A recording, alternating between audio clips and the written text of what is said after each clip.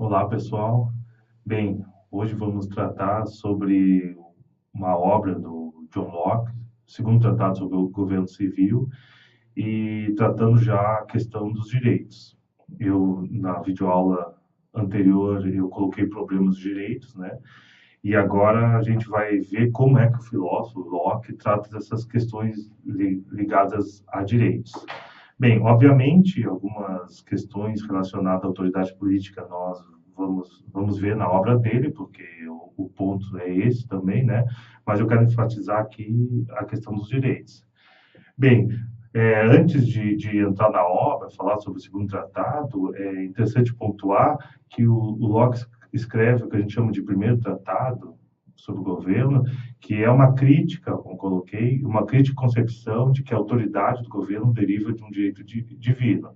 Ele critica uma obra sobre o Patriarca, de Robert Filmer. E por quê? Porque o filme estaria defendendo que esse direito divino dos reis tinha como base um princípio da autoridade paterna de Adão. Então, Adão seria o primeiro pai e com uma ideia de descendência, né, haveria o governo como base, a legitimidade do governo estaria fundada nessa ideia de direito divino. Essa é a primeira obra, né, de Locke sobre esse tema, segundo o primeiro tratado, e no segundo tratado sobre o governo civil, Locke vai tratar da origem, da extensão e objetivo do governo civil, ou seja, a legitimidade da autoridade política. A base também é de uma teoria contratual, como a gente viu, seguindo o modelo do Hobbes, né? A ideia que eu enfatizei também do consentimento, a grosso modo, também tem aqueles três pontos que eu coloquei, que dividem a ideia dos contratualistas clássicos, que é um estado de natureza, como experimento mental, a mediação, o momento do contrato e o estado civil. Mas, em Locke, a gente vai ver uma distinção. O estado de natureza, ele é diferente do Hobbes. Na verdade, para o Locke, os indivíduos já possuem certos direitos no estado de natureza. Né? Esse direito, esse que a gente vai enfatizar aqui. Então, a partir o contrato surge, a ideia do contrato surge em razão de algumas inconveniências que surgem do estado de natureza, e depois a gente tem o estado civil, né, a legitimidade da autoridade política. Bem, mas o ponto principal, base para a gente entender a questão dos direitos, é o que o Locke defende uma igualdade moral. Nesse sentido, os indivíduos são iguais e possuem certos direitos universais. Não, então, como eu coloquei ali, depende de posição social, de talento, cor de pele, sexo, gênero, etc. Esse é um ponto crucial, né, na filosofia, para entender o Locke e para entender a tradição do liberalismo clássico e a tradição, vamos dizer, liberal contemporânea, o libertarianismo nessas concepções políticas. O ponto é isso, a partir da igualdade moral, por quê? Porque todos os indivíduos são iguais. Então, o Locke vai defender o direito à vida, né, o direito à liberdade, nessa ideia da liberdade religiosa, pensamento, de expressão, o direito à propriedade, também é um ponto enfatizado por Locke e pela tradição liberal, a questão de não agressão, não impedimento, por quê? Porque a tradição liberal enfatiza o que a gente chama de sentido negativo de liberdade, liberdade como não impedimento, não coerção. Mais adiante a gente vai ver no texto do Benjamin Constant essa questão da liberdade. Mas, a grosso modo, a ideia é o seguinte: seria ver a sociedade como um conjunto de indivíduos, então a liberdade é essa ideia de não impedimento. Até naquele, digamos, uma moralidade, entre aspas, de senso comum, de que o meu direito vai até, a minha liberdade vai até quando começa o do outro. A gente podia é, resumir assim, grosseiramente. O ponto é o seguinte: essa ideia, a filosofia de Locke, a questão dos direitos, ele influenciou a Declaração de Independência dos Estados Unidos, por exemplo, né? Só a gente ler esse trecho que o início, ela está assim, ó: consideramos essas verdades sagradas e inegáveis, que todos os homens são criados iguais e dependentes, que dessa criação igual resulta que eles possuem direitos inerentes e inalienáveis, dentre os quais estão a preservação da vida e da liberdade e a busca da felicidade. Por isso, até uma sociedade americana, por ter essa influência forte da tradição liberal, tradição lockeana, ela vê, em última análise, o Estado como um papel secundário, né? Um papel de garantidor desses direitos, segundo a lógica do Locke. Outra coisa, a gente olhar a nossa Constituição de 1824, ela é influenciada, embora tenha outras influências, embora a gente veja o poder moderador, ela tem influência também da tradição dos textos de Locke. Por exemplo, a gente vê o artigo 179, se vocês veem, ela coloca ali ó, a questão do direito, diz no nenhum gênero de trabalho, de cultura, indústria ou comércio pode ser proibido, uma vez que não se opunha aos costumes públicos, à segurança e à saúde dos cidadãos. Até a questão gráfica eu peguei na de 1824 mesmo. O ponto é o seguinte, em linhas gerais é o seguinte, ó, é permitido o que os indivíduos bem entenderem, né, se relacionar do estilo que bem entenderem, realizar essas trocas voluntárias, se relacionar em sociedade como bem entenderem, obedecendo o mínimo, né? Aí tem um estabelecimento mínimo e a partir disso os indivíduos se relacionam com bem entendam, que é a ideia base da tradição, essa de entender como que se dá os direitos. Se a gente vê, por exemplo, a Constituição de 88 já muda o entendimento, né? A gente já tem quase 200 anos, a gente tem outros elementos filosóficos, outras bases filosóficas que influenciaram também. Então, por exemplo, a gente vê o artigo 5º, né, o mais importante ali é livre o exercício de qualquer trabalho, ofício ou profissão atendida às qualificações profissionais que a lei estabelecer. Então, a lógica já é diferente. Não é mais aquela ideia da 1824 de que os indivíduos têm uma liberdade de realizar essas relações, vamos dizer, relações econômicas, relações de sociedade, só estabelecendo um parâmetro mínimo. Não, a gente já tem uma relação com a autoridade política bem diferente. A ideia, a relação entre os direitos de indivíduos e direitos sociais também, que são enfatizados na Constituição de 88, e a relação com a autoridade política é bem diferente. Já só coloquei aqui para a gente entender que há uma distinção de entendimento e de influência, né, filosófica.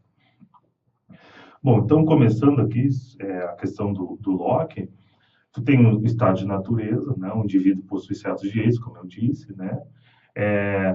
Embora esse estado de liberdade, ele diz, ó, direito à vida, liberdade. Quando a gente fala em estado de liberdade, não é licenciosidade, como disse, o sentido negativo de liberdade não é ser livre para fazer tudo que queira, ser livre como não impedimento, não restrição, tem um limite quando fere os direitos alheios, esse é o limite da liberdade. E Locke vai dizer que há uma lei de natureza que obriga, né, que não se deve prejudicar o outro. Né? A ideia é a seguinte, ó, sendo todos iguais e dependentes, ninguém deveria prejudicar a outro em sua vida, saúde, liberdade ou posse.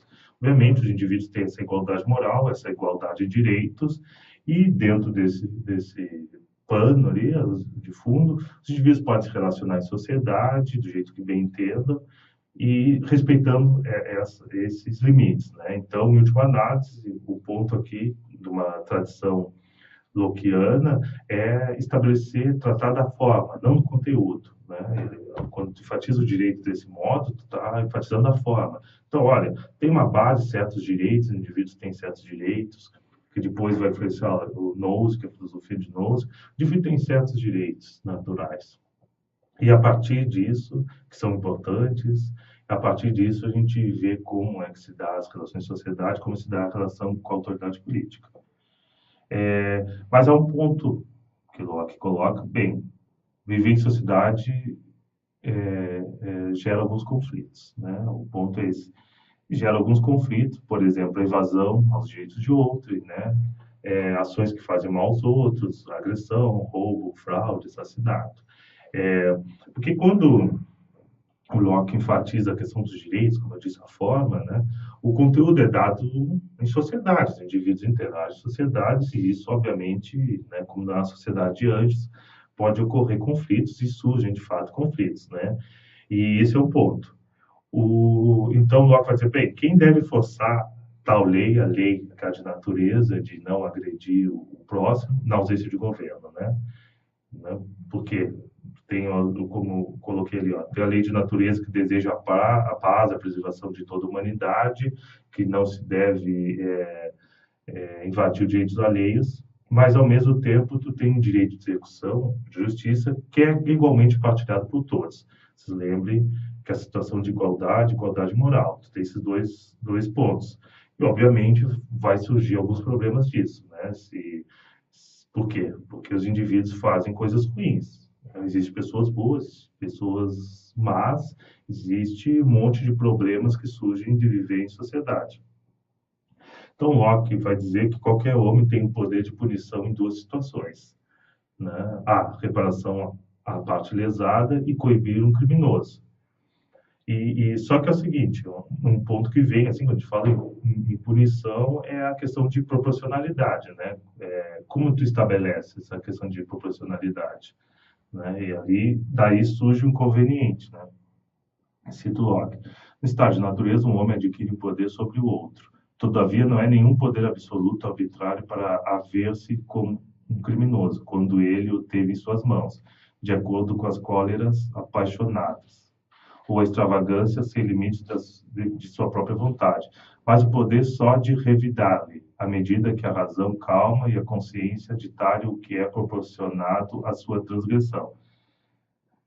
O ponto é o seguinte, bem, vocês imaginem, o indivíduo tem o direito, tem a questão de punição, mas, obviamente, como é que tu vai estabelecer o que é proporcional? É complicado, né? Surge o que o Locke diz, um inconveniente do estado de natureza, que é o problema da justiça. Imagina nós num caso assim que o indivíduo está tomado de paixão ou tem que deliberar razoavelmente sobre algo que ocorreu com ele, né? Como no fim das contas tu vai resolver os conflitos, né? Surge a necessidade de um terceiro para mediar. Esse é, sobretudo, um inconveniente que surge do estado de natureza. Cito Locke, não duvido que seja objetado que é irrazoável que os homens sejam juízes em seus próprios casos, que o amor próprio tornará os homens parciais consigo mesmo e com seus amigos, e, por outro lado, que uma índole ruim, paixão e vingança os levarão longe demais na punição dos outros. Esse é o ponto, né? Como é que essa questão de proporcionalidade, né? É um conveniente que surge no estado de natureza. É difícil ser, vamos dizer, imparcial quando tem que deliberar sobre uma ação que o indivíduo está no meio dela, né? Esse é um problema que surge. Então, esses entre outros, né? Então, governo civil, né, Locke pensa, é o remédio próprio para as inconveniências do estado de natureza. O ponto é o seguinte: tem uma igualdade moral, né? Só que, como alguns filósofos, como Roderick Long, dizem que autores como Locke, eles vão mitigar a questão de igualdade de autoridade, igualdade moral, vão mitigar no ponto que, em razão desses inconvenientes que surge o estado de natureza, né?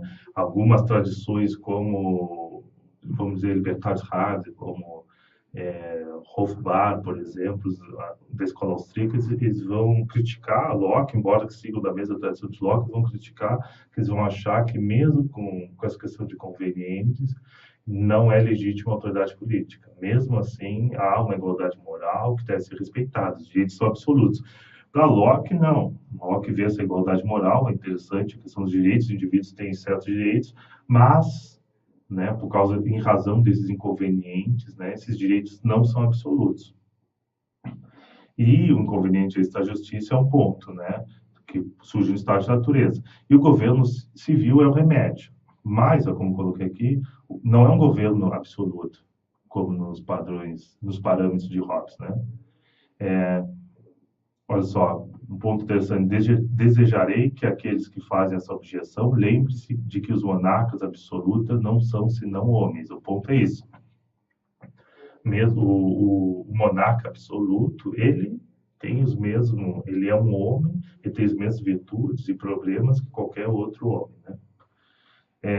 Coloquei aqui um elemento importante para a tradição liberal: o governo é constituído por homens com os mesmos defeitos e virtudes feito qualquer outro, ou seja, o padrão de comportamento não é distinto.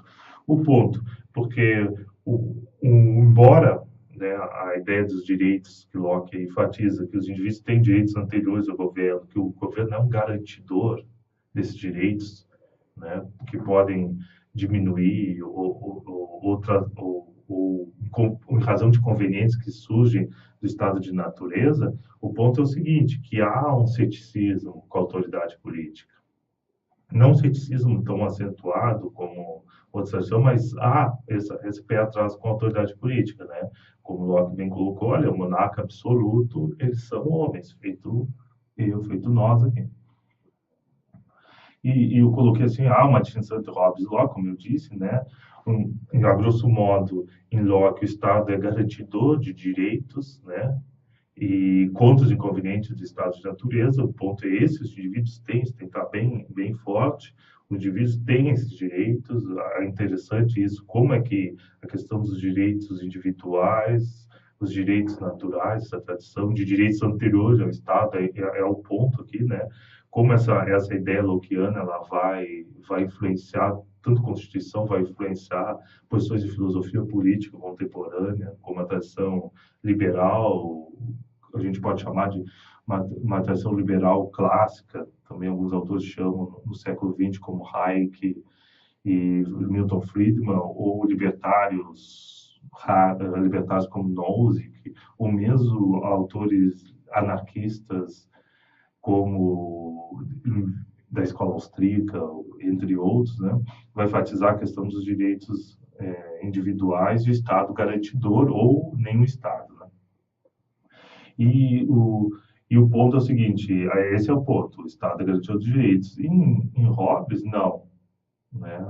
O Estado é a saída, né, de uma condição de guerra de todos contra todos. Então, há uma diferença gritante entre essas duas concepções. Outro elemento que o Locke traz é o direito de propriedade, o conceito de propriedade também que vai influenciar toda uma tradição. Os indivíduos, então, para Locke, os indivíduos possuem autopropriedade, né? Dali que vem as liberdades. As liberdades individuais, elas são consequência dessa ideia de autopropriedade, que alguns autores, como eu disse, no século XX e até quando agora, né? Eles vão enfatizar fortemente essa ideia de autopropriedade. O Nozick, que trabalha bastante isso também. Então, os indivíduos têm essa autopropriedade, a liberdade é consequência decente dessa ideia. E o outro elemento, os indivíduos são legítimos proprietários dos bens exteriores que misturaram seu trabalho. A ideia é essa aqui. Todos aqueles, o Locke escreve de fato isso, que todos aqueles bens exteriores que o indivíduo mistura no seu trabalho são propriedade sua. Então, a ideia, no primeiro momento, tem os bens disponíveis na natureza, ninguém é proprietário, né? Depois, né, ninguém, pensando assim, ninguém tem propriedade sobre aqueles bens. Então, o primeiro que mistura o seu trabalho é proprietário. Né? Aquele primeiro indivíduo que vai lá e mistura seu proprietário, seu trabalho é proprietário. No entanto, o Locke vai colocar uma cláusula, né? O restante, né, mistura o seu trabalho, é proprietário, vamos dizer, de uma área X, o restante, né, que deve sobrar o bastante de igual qualidade em comum para terceiros. O excedente pertence aos outros. Então, ele coloca essa cláusula, né? Que assim, senão a gente pode perguntar, bem, então eu misturo meu trabalho numa área de 200 hectares. Não, a ideia não é isso, né? A ideia é que é de fato ter propriedade sobre aquele bem que de fato mistura o trabalho, né?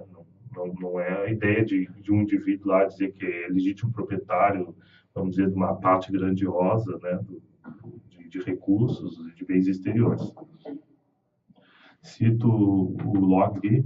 De tudo isso, é evidente que, embora a natureza tudo nos ofereça em comum, o homem, sendo senhor de si próprio e proprietário de sua pessoa e das ações ou do trabalho que executa, teria ainda si mesmo a base da propriedade. E aquilo que compôs a maior parte do que ele aplicou ao sustento ou conforto do próprio ser, quando as invenções e as artes aperfeiçoaram os confortos materiais da vida, era perfeitamente seu, não pertencendo em comum a outros. A ideia é essa, então, tu tem um indivíduo, como eu disse, autoproprietário, é o primeiro elemento dali, como consequência das liberdades individuais e todos aqueles bens exteriores, o que o indivíduo mistura seu trabalho, ele é legítimo proprietário. E, obviamente, a ideia é a seguinte: se eu sou legítimo proprietário, vamos dizer, desse notebook, né, eu posso ter feito ele ou depois a legitimidade se dá nas trocas, né? As trocas comerciais são nada mais que troca de títulos de propriedade, né? Que alguns autores, como Nozick, vão enfatizar bastante isso. Seria isso os elementos. Agora eu quis enfatizar a questão dos direitos. O ponto isso é tratar mais de direitos, embora esteja o termo legitimidade da autoridade aqui, enfatizar que para Locke, né, nós, e vai influenciar uma tradição de pensamento, os indivíduos têm uma base de igualdade moral, uma igualdade de autoridade e certos direitos que são anteriores ao Estado.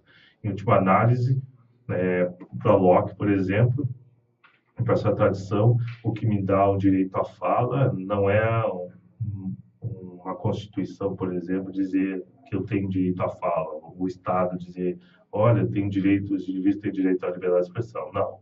Nessa ideia, a fala é anterior. Quem me dá os direitos não é o Estado. Né? O Estado é garantidor desses direitos. Bem, seria isso. Bons estudos.